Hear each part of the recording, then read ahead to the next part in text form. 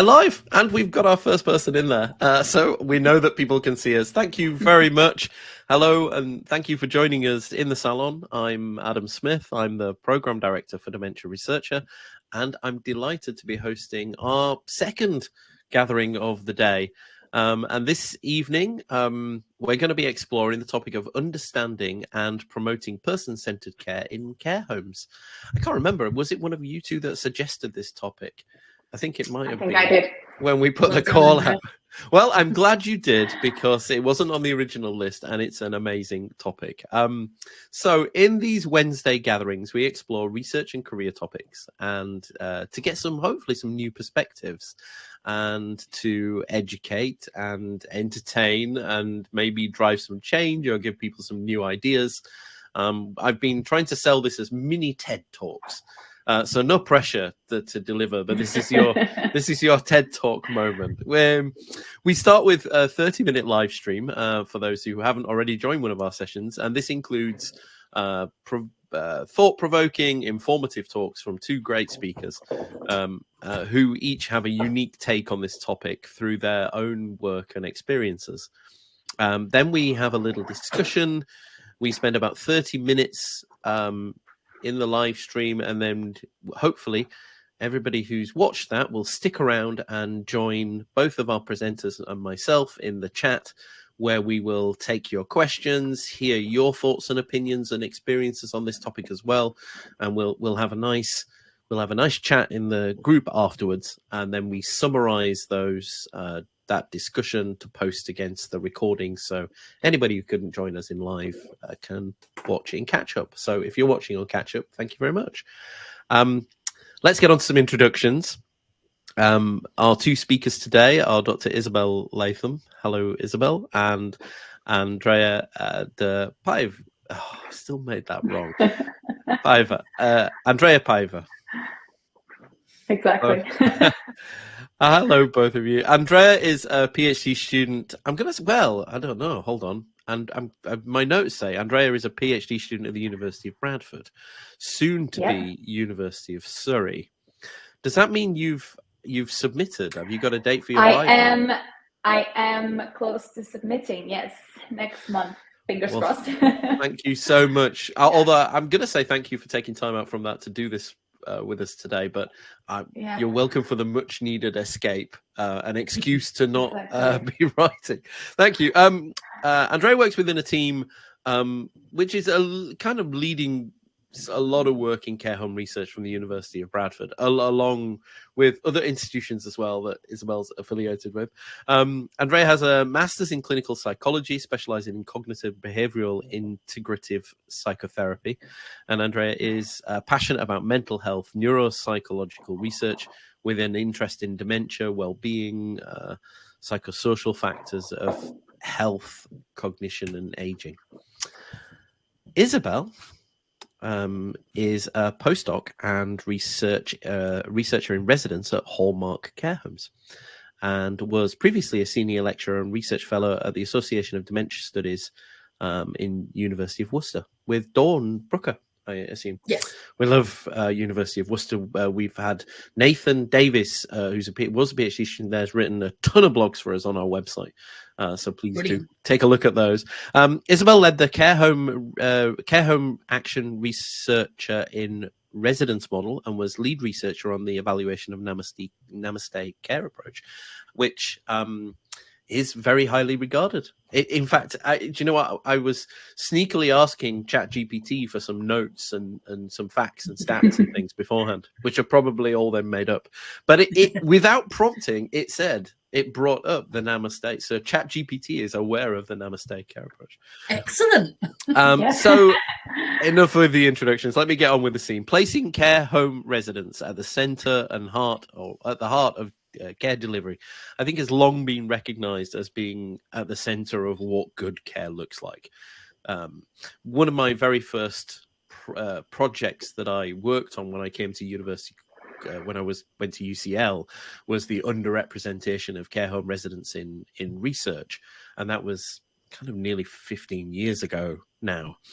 So it's been around a long time. This approach recognizes that each resident as an individual with unique preferences, histories, and needs. It emphasizes the importance of respecting their autonomy and involving them in decisions regarding their care. But how do we deliver this? What does the research tell us? How are residents' preferences and needs assessed when they first enter a care home? What type of training do staff receive? And I find it a little bit sad that we're still even asking these questions now, because it's been known for a long time, yet still isn't necessarily the routine or the service that everybody receives universally everywhere. And not necessarily in other countries too, if you're watching and you're outside of the UK. So let's hear what our guests have to say on this. And I believe, Isabelle, you're going to go first. So what will happen now is Andreia and I will turn our cameras off. We're going to hand over to Isabelle, who's going to do your 10 minutes, and let's hear what you've got to say. Fantastic. Thank you, Adam. Hopefully the screen is looking right and you've got sort of my introductory slide on there. Someone give me a heads up if not. So yes, I'm Dr. Isabelle Latham. I'm currently in a researcher in residence role for Hallmark Care Homes. It's the first of its kind in the UK. But I come sort of with a background of 30 years of working in and with care homes, including as a care worker way back at the start of my career. And then the last 12 or so years, I've been focusing on research within those settings. So it's kind of a real passion of mine. And I thought, when I thought about this question and sort of wondered, what am I going to talk about? Which project should I focus on? I actually thought, rather than focusing on a specific research finding, because many of those have been published or are out there in some form, I'd actually sort of reflect across those 12 years of researching with care homes to look at what have care homes actually taught me as a researcher about how we can understand person-centered care, and how those of us who are interested in promoting, researching and reinforcing that ethos can actually do better in that regard. Because as Adam alluded to, we are still struggling. We still have a situation where, although we know some of the answers, they're not always implemented consistently. And so I think as researchers, we have a responsibility to ask why, and also to own what parts of that might be to do with the way that we approach our research.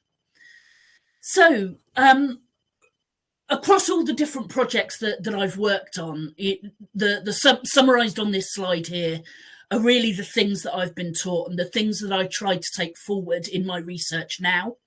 And one of the things that led to me wanting to explore this idea of researching in residence, as opposed to from a centre within a university. And the first thing that I think has been shown to me over and over again is that when we talk about care homes and wanting care homes to implement things and to do things in certain ways, they and their staff are as individual as the residents. Adam said there that person-centred care is about understanding unique preferences, histories and needs. And care homes are exactly the same. And as we approach our research, whatever that research is on, we have to bear that in mind. We have to bear in mind that care homes are living entities, and that what worked last year might not necessarily work in 2 or 3 years' time, because the people who are members of those care homes are constantly changing, and the circumstances within which they operate are constantly changing.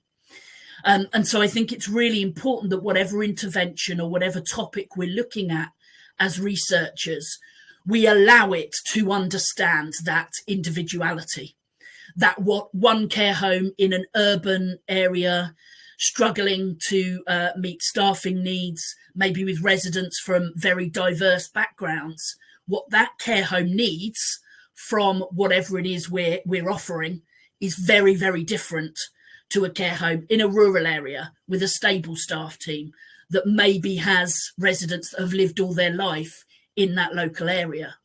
And there are so many different sort of complexities to what makes care homes what they are, that as a researcher, you really need to acknowledge that and take that on board. I think another thing that I've become aware of is that quite often as researchers, understandably, because we're looking for something that's new and that we can research, and we're looking for funding in order to do that, what there tends to be is a very heavy focus on developing an intervention to solve a particular problem or make something happen in a care home, but not enough focus on supporting care homes to implement that intervention. And I suspect that Andreia's presentation may well cover this as well. And that actually the big gap, the reason why we don't have the standard and the consistency in person-centred care is because of that implementation gap. We have so many interventions out there now, but often not enough step-by-step and practical support for care homes in how to make that happen in the different circumstances that they face. And I think that links together with the next point there, that sometimes I think, and I think as a researcher I'd own this, that we can be particularly part of this problem. There's a bit of a focus on being the next big thing. This is the solution to person-centred care in care homes. And we put all our effort into that, when actually what we see when you're sort of down in the trenches, if you like, with care homes, is that often the focus and the energy and the money and the expertise needs to be put into doing what we do better, rather than trying the next big thing in the hope that it's going to solve everything. And I think we're starting to see an evolution of a lot of research in recognising these sort of these two factors that I've just mentioned. For example, if you look at a lot of the research on training and education, and that's a particular area of my focus, what you may have seen 15 years ago was a lot of research into, is this training effective? Now what we're starting to see is much more complex interventions for which education forms a small part. And that means that we as researchers are starting to understand that complexity, are starting to understand that it's implementing training that's the issue, not the actual knowledge, and that there isn't one training package or one approach that makes everything all right. It's actually about how you make that care home continually evolve in what it's doing and adapt to its circumstances. Another issue that I've come across, and that an awful lot of care homes have told me during my time, and that I've encountered in various research projects, is that oftentimes there's a real lack of understanding of how care homes actually work on a day-to-day basis. And that's not just from researchers, that's from any of those parties that have a say in what goes on in care homes, whether it's regulators, local authorities, commissioners, that actually there is often an assumption that, oh, well, it's just like a small hospital, isn't it? When that is very, very far from the truth. Not only are the aims and intentions of a care home very different, but actually in terms of the way that they are resourced. Just from a research perspective, I'm always surprised at how many researchers I encounter who genuinely think that care home organisations have research and development departments like you get in the NHS. And actually the reality is you're usually talking about the receptionist or the manager having to do some of that legwork for your research. And so it's no wonder sometimes that care homes drop out of research projects or struggle to implement in the way that we want them to and that we want to support them to. And so I think, again, that's something that we're improving on as researchers, is actually starting to understand how care homes work day to day. And the final point there, and again, it's really a focus of my switch into researching in residence, so within the care home, as opposed to approaching care homes as participants, is that even if our words don't talk about our research partnerships in this way, often the way they are set up is about having care homes as the subjects, that we gather data from rather than partners in deciding what needs to be researched, how to research, what the best way is to make that a success in that care homes, what outcomes they need from that research. And because of that approach, and particularly historically at least, I think what we do is miss out on a huge amount of expertise and creativity that already exist in care homes. I am not the expert in dementia care in care homes. Care homes are the expert in delivering dementia care or any type of care within their care homes. And actually that means we need to step away from that sort of subject position and recognise that we need to work in partnership with care homes. Because when we come at it with that more subject approach, what it can do is create defensiveness within care homes. Some understandable defensiveness, some that is maybe not rooted in reality. But when you get defensiveness, what you get is people who don't want to participate in research or who don't feel that they can trust that what is going to come out of research will be useful to them. And actually, that's something that everybody, all of us want to avoid and to get away from. Because otherwise we run the risk of actually reinforcing what can be an adversarial system. Anyone listening who has worked within care homes or care home organisations will know that often care homes feel like and experience the world as being the poor cousins to every other factor. So they get told what to do by the regulator, by the local authorities, by this agency, by that agency, by commissioners, and sometimes also by researchers, when actually we should all be on the same page. We should all be saying we're trying to achieve this outcome here. Where do each of our expertise come into that? And that's where I think moving to more of a partnership and changing the way that we approach at least some of the research that we do becomes really, really important. And so to end, I think kind of overall, that would be my message, is that actually what I've learned in my time as a researcher and what I hope that other researchers will take on is that our role should be about telling less and collaborating more with those individuals in care homes. Thank you very much.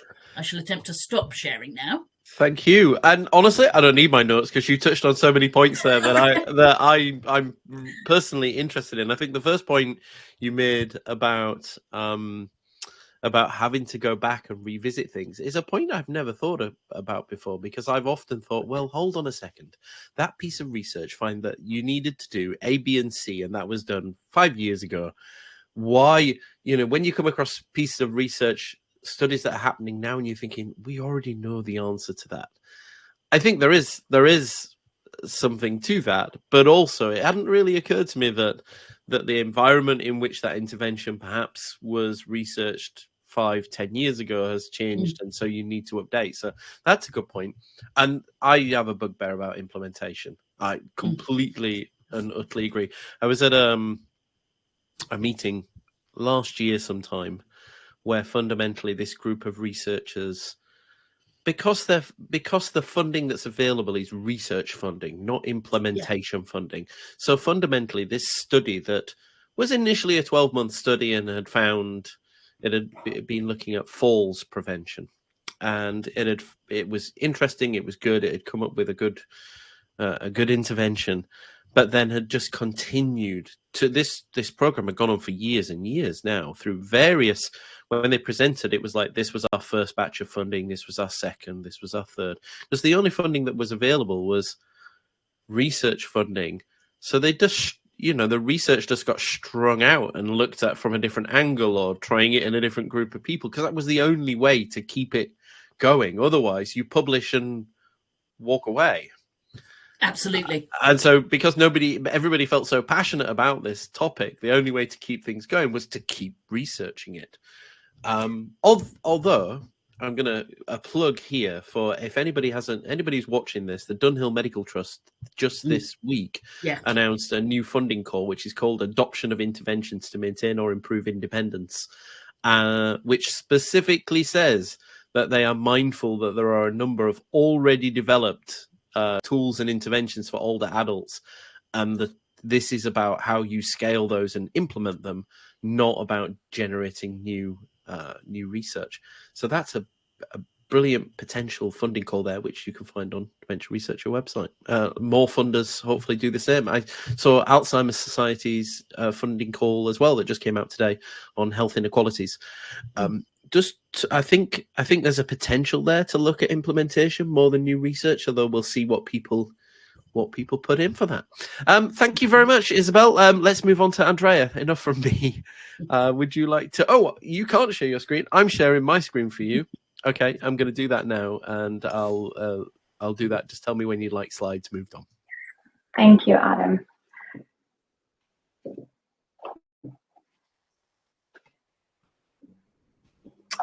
Just waiting for the slides. Yes, so hi everybody. So I am going to present very synthesized findings from my PhD, from one of the studies of my PhD that was looking at the implementation of dementia care mapping in residential care. And it's about leading change in residential care.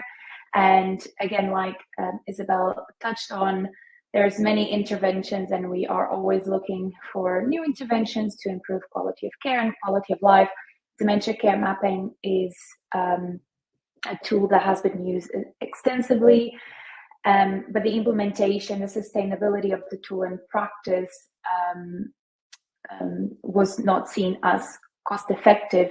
And we were looking at why, the barriers and facilitators for the implementation of DCM. This was my first study, but the second study, I think it connects very well to this point and to what Isabelle was saying, where I was talking with health and social care staff around these issues of implementation, but quickly changed my main focus, my main question to how staff understand and promote person-centered care in residential care settings.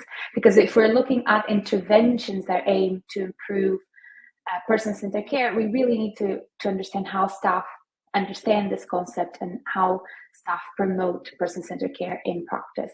Adam, if you could change the slide. Thank you.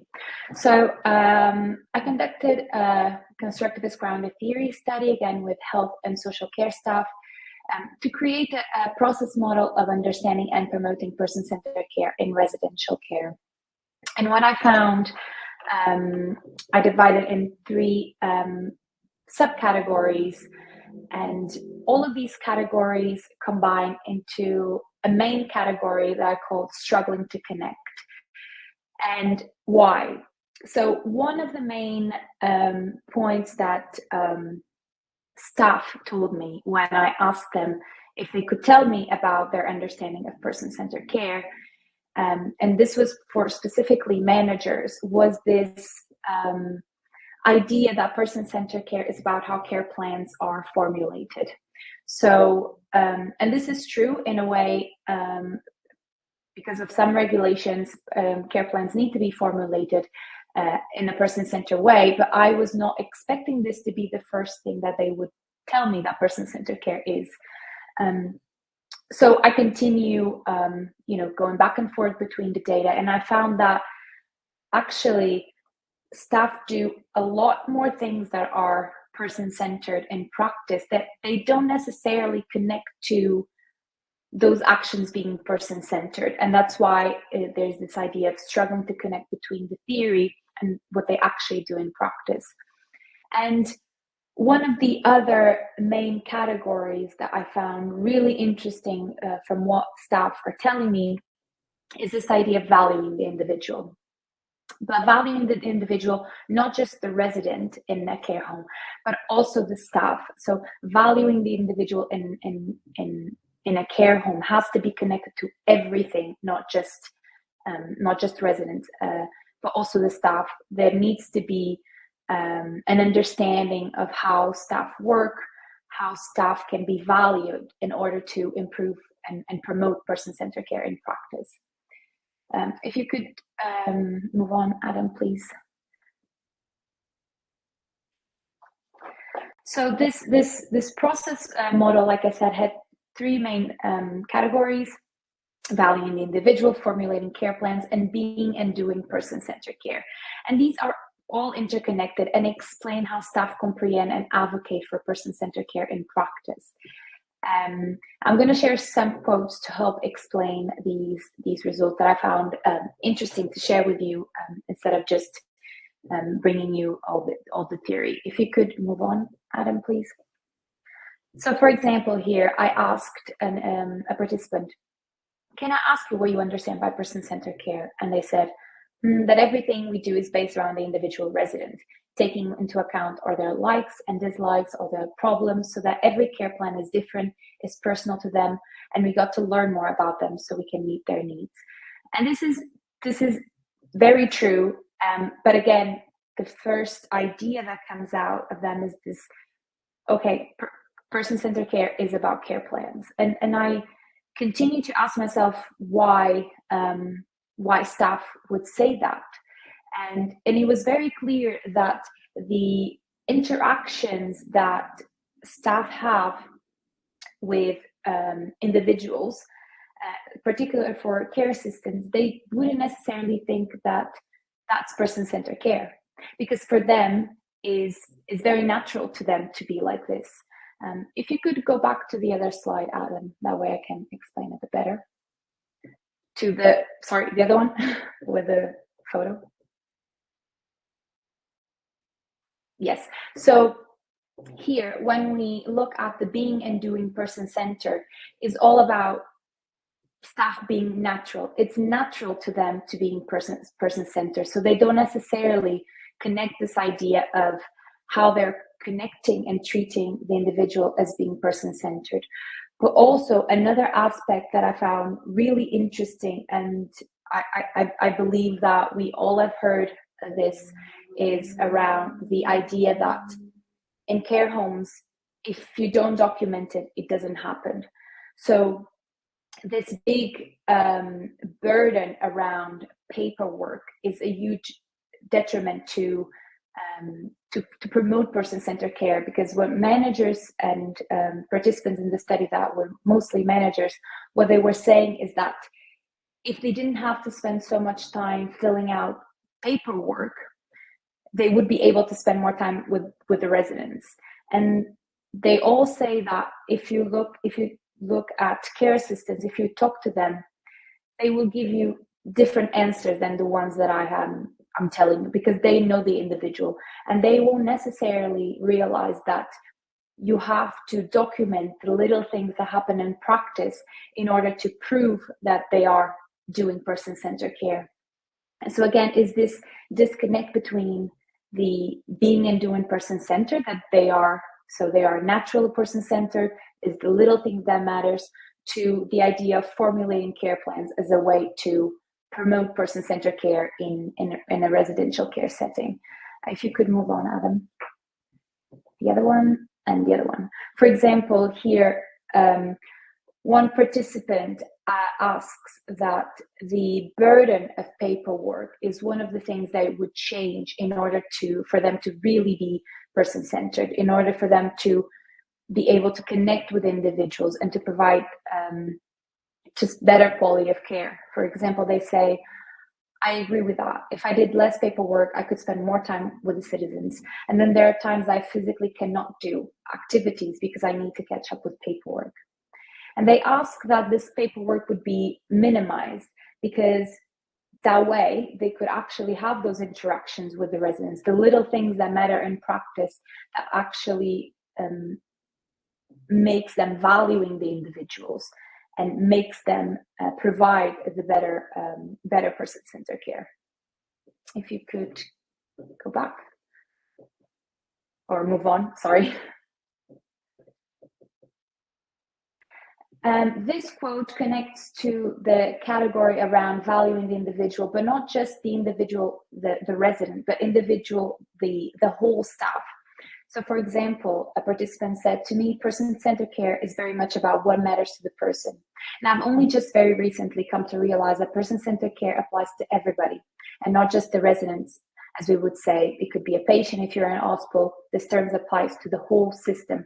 So this idea that Isabelle also touched on about is valuing the whole care home. And it's about making life meaningful for that person by addressing what matters most to them and not putting our perspectives there first. Because we're all very good at saying, well, I would do this and that in that situation, but that might not be what's right for the person. And this was very interesting to me, because we keep forgetting that, yes, person-centered care plans need to be about the individual, about their needs, what they want, their life history. But also we need to look at the social psychology of a care setting. So what Tom Kitt would state, that the social psychology is very important in order to maintain good quality of person-centered care in a care home. So we have to move on. We have to move a bit, not just looking at the individual, but also the individual with the care staff. If you could move on. Now I don't remember if I had another slide or not.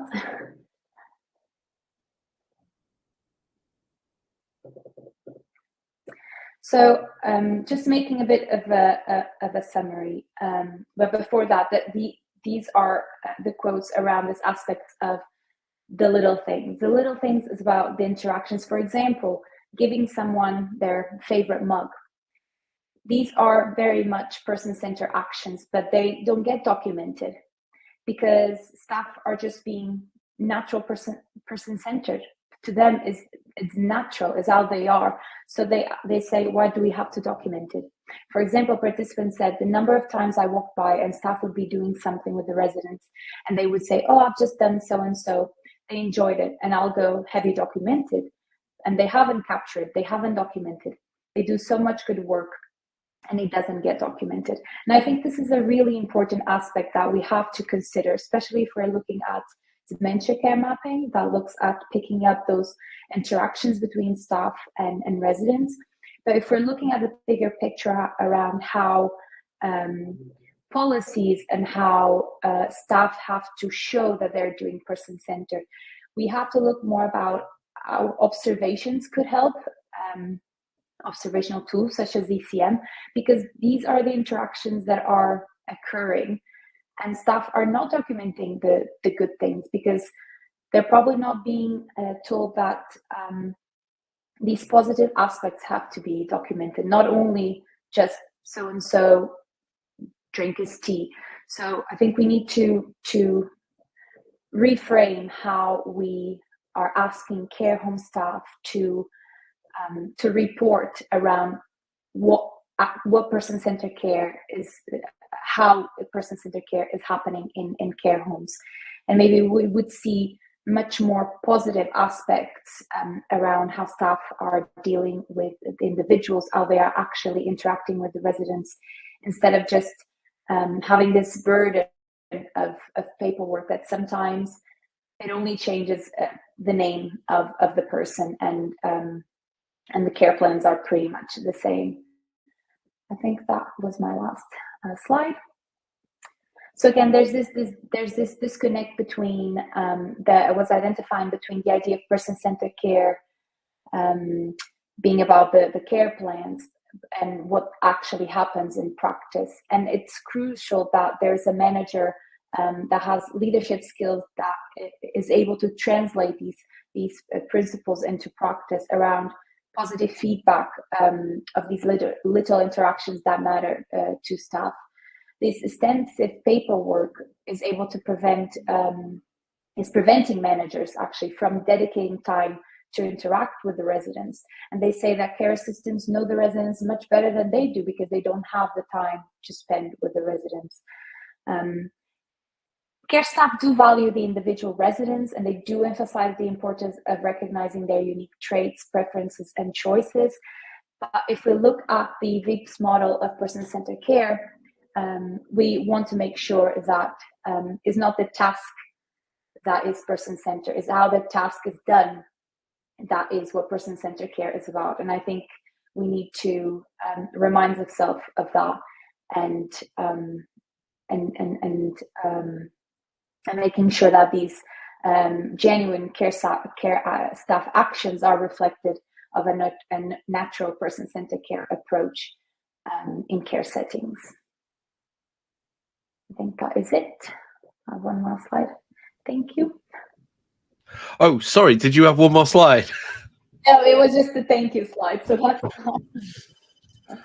I really apologize if I made you miss one more slide, but you raised some excellent points. In fact, you've reminded me of a piece of work I did a very long time ago, back when I was working in the Department of Health, working on the NHS 10-year plan under the very last Labour government. One of the things that we did was to look at where staff were spending time. And when you were talking about this excessive paperwork, I remember we did this exercise in a hospital with wards, and we attached little trackers to all the staff. I'm very upset about this, to look at where people actually spent their time. And it created these wonderful heat maps to show how much time was spent at bedside compared to at the nurse's station, and all the staff time was spent at the nurse's station. It was all there, tapping away on antiquated computers that didn't work or took ages, or spending all day on the phone to try and, you know, ringing porters and other people. And the amount of time actually at bedtime was so little. And I wonder then, this is a question for you both. What are the common barriers to implementing person-centered care? Obviously, we know about high staff turnover, in lack of funding, I'm sure probably comes up as well, and training. But what are the key barriers? I mean, so Isabelle, what do you come up with first when you go and look somewhere? I think one of the biggest barriers that I see is often not understanding the reality of a care worker's life. And I think Andreia's presentation sort of illustrated some of that as well. And so there's this, oh, well, you've got to do this or do that or do the other, and then fill in the paperwork about it, of course, without actually saying, why weren't they doing that in the first place? Because the likelihood is there's a reason. The vast majority of people who come into care because they want to spend time with residents and do all the things that person-centered care says they want to do. But there's something about the system that we put them in that actually means they can't do those things. And so where I've seen success is where you have kind of leadership structures, whether informal or formal, that actually listen to staff and actually say, okay, this is what we want to achieve. Yeah. So I've got to take this off their plate if I want them to do it. Does that make sense? Yeah, it absolutely does. I know that obviously there's different care kind of nursing homes and care homes in the UK, kind of divided up. You've got the big and the small, right? There doesn't seem to be a lot in between. They're either big and they're part of big companies, or it's the Victorian house at the end of your street.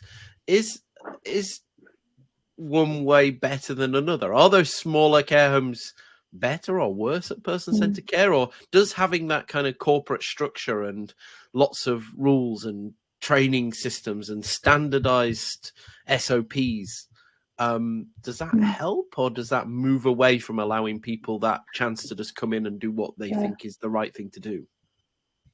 I found that in sorry, Isabelle.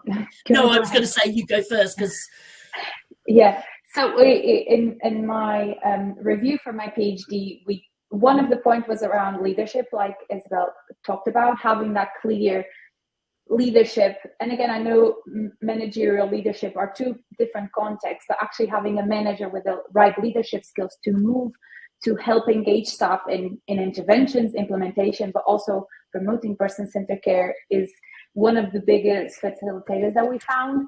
And for example, for DCM, the review did find that in smaller care homes, it worked better because, again, there's not that hierarchy, if that's the right English word, on how staff work.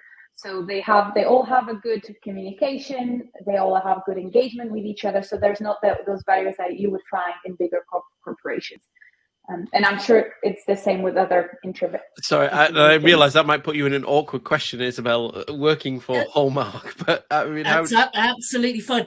Interestingly, and I think the fact that answers are different on this tells us something. One of the first projects I was involved with as a researcher looked at care home culture, and specifically what factors led to positive person-centered experiences. And that project actually deliberately looked at different sizes of organizations, different setups for that reason, because there's a lot of rhetoric about profit. Not the same work, thing's going to work in the same two size places, doesn't is work. it? Yeah. What that study showed was that what makes up a positive care culture is a number of different factors that interact with one another. So it's not possible to say that X will definitely facilitate or go against. But what you can do is say, here are all the factors that you have to pay attention to if you are going to create a positive culture. And whether you are a small mum and pop setup, whether you are a corporate, whether you're profit making, whether you're a charity, you still have to do all those things. And I think that explains the range of quality that we see. That all of us will have seen wonderful quality care in loads of different types of services, and all of us will have seen really terrible care in loads of different types of services, because it's actually how that individual culture is manifesting itself. I think I've heard Kevin Quaid, who I'm sure hopefully most of our audience have seen present at various things. He's a big character and in Ireland, and he talks really eloquently about his experience. It was actually a hospital rather than a care home, but about how, somebody, this individual, and about their own approach. Whilst the organization may not have necessarily been great, but one individual can make all the difference. Getting to know your patients, or in care home instances, getting to know your residents, makes a huge difference, because once you know somebody, you know what they like. You start to know that that's not the food they like. This is their routine. But you've got to give staff time to actually be able to become familiar with residents, and if the staff do change often, it is tricky, isn't it? And I think the flip side to that, Adam, is that organizations like mine, like any organization, can actually work against that. That you can have a staff team that starts out as amazingly motivated and skilled, but actually some of the practices around excessive paperwork, excessive criticism, that kind of compliance approach, as opposed to a meaningful approach, can really take away from that.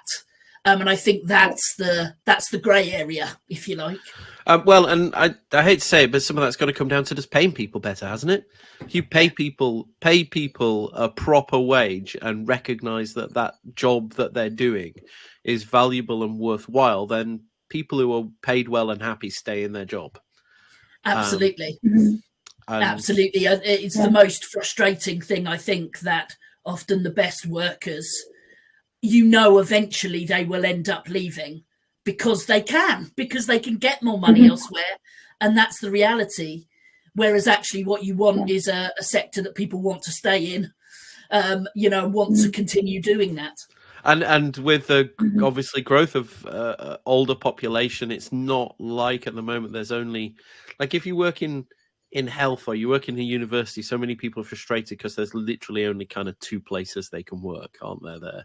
There are two universities, and if I want to go somewhere else, I'm going to have to move. If you work in the care home sector, you are not short of choices on places to go. There are lots around you. And I love the model of researcher in residence. I remember talking to a large care home provider so I was involved in setting up the Enrich network right at the start. Yes. It was my very first thing I did at UCL was this Enabling Research in Care Homes project. And we talked to Bupa and they said, we're going to have a model care home where we're going to try all the new things on that model care home first. I don't know if it ever actually happened, but I love that idea. It was like, what a good idea that is. We'll just maybe people should stay there for free on the basis though that they knew what they were going to be researched upon. Absolutely. Right. I mean, I'm really passionate about that idea of kind of getting research into the sector more. That doesn't mean ignoring kind of academic discipline and all those things, but actually we have to get closer and solve the problems they actually want to solve. Well, not the ones that we think exist. You both made this really good point that what often care staff don't realize is that what they're doing day in, day out is a form of research. We'll try giving everybody their meal a little bit earlier tomorrow. It is this A/B testing and things is a form of research that people are doing all the time. They're constantly improving. Oh, we'll reorganize these cupboards to make it a little bit easier. That, and then we'll try this. It is research. I think giving those people some extra skills in this field to recognize what they're doing is so important. I'm conscious that we're 15 minutes over on our live stream, and we've still got some audience with us who I'd love to get a chance to get their opinions on this as well. So I'm going to throw away my questions now. I'm not going to ask any more because honestly, if I do that, we'll be here in 15 more minutes time and we won't do it. Thank you so much to the incredible Isabelle Latham and the wonderful Andreia Paiva, who are brilliant talks. Thank you so much. I'm looking forward to seeing you both in person, and good luck with your submission of your PhD. Thank you. I'm sure thank you for the opportunity. I'm sure you'll ace it. So thank you very much, everybody who's stuck around. We're going to end the live stream element of this tonight now. I'm going to flag up some messages on your screen, play you some easy listening music while we join you in the chat. Don't forget, we'll be back next Wednesday. We have another week of 2 sessions. We've got 2... do you know what? I've completely forgotten what they are. We've got a session at noon next Wednesday, and then another one at 8 p.m. The one at noon is on reproducibility, an important topic, and then the one at 8 p.m. in the evening is on industry versus academia as your next steps. So we'll see you in the chat and also as well next week.